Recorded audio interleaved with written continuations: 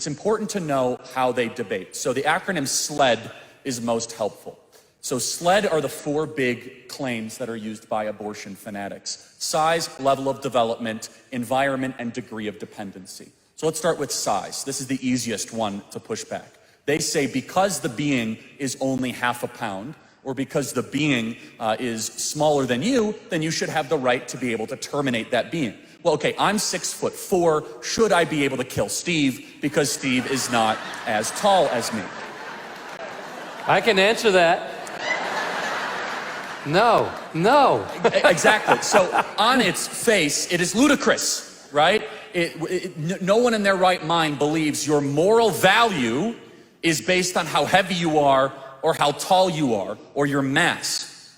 That is on its face just completely and totally wrong. Okay, so then level of development. They focus on this one a little bit, but they'll say, hey, the being, again, they use the word fetus a lot, right? Which again, actually in Latin literally means human being, but that's a separate issue. Just you need to ask them a very simple question. What species is the fetus? Where on the animal kingdom is it? Is it a cat, a dog, an alligator, a hawk, an eagle? As soon as they say human, like, okay, so it's a human being that happens that you're calling a fetus to try to disguise what you know is wrong. It just makes you feel better to call it a fetus, not call it a baby.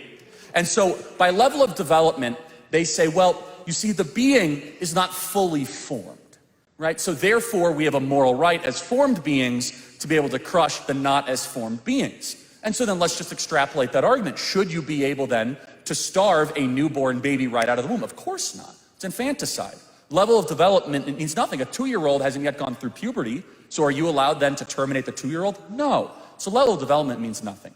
E means environment. This is something that the pro-abortion community used to focus a lot on, which is the location of the being matters. So when you go to China, let me just tell you, you'll drive down the street and you will see dead people laying in the middle of the street. You will see people defecating. Go to China then. Go to China. Take a video. Actually, Bring you know these what? Cameras. Go to China. Take a video with these cameras. I dare you right now. Unlike you, my wife lived in China for 6 months, and she'll show you the videos. She'll show you the images. They don't have a regard for human life. They don't value people as the individual. We're the ones letting people die of coronavirus. Hold on a second. The reality of China is that if you disagree with the government, you disappear, like Jack Ma.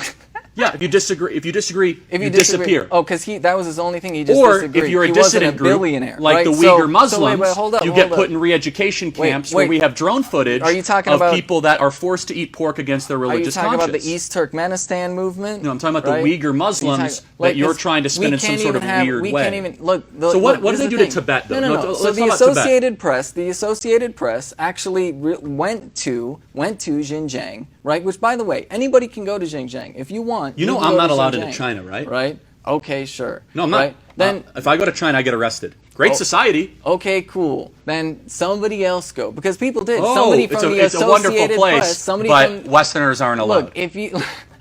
You can. How come the Associated Press went to Xinjiang and asked they want the Muslims, right journalists to go, but if someone like me were to show up in China... You think that the Associated Press is out there carrying water for China? Hold on a second. The Associated Press also wrote in other articles that these were quasi-concentration camps. Yeah. So like, this is the thing. Like, concentration camps. Like, this great. Is the thing. The Associated Press fundamentally is like this right-wing bias, right? Like that's just ultimately the reality of the Associated Press, because right. Like, who are funding Western journalists? Where do Western journalists get money? Is it maybe through capitalist institutions that have you know, like their own? How does NPR get their money? Things, right? So let's think about this for a second. Right? So Associated Press actually goes and they write an article and they talk about it, because the reality is we can have, if we want to live in the real world, we can have a conversation about whether or not China was going too heavy-handed in dealing with the East Turkmenistan movement, which is a terrorist movement. But a lot of Uyghur Muslims, even in Xinjiang, are happy that now they can finally drink alcohol without having to worry about bombing attacks and stabbing attacks. Now we can have a conversation about whether or not they were too heavy-handed, about whether or not they're racially profiling. The propaganda is insane. The reality is, let's have a conversation about concentration camps. Like, you know, maybe we shouldn't be forcing them to eat pork against their religious conscience. You know, murdering a lot of them is probably wrong. There's really not a conversation to be had. Like, you're defending concentration camps. I think they're wrong.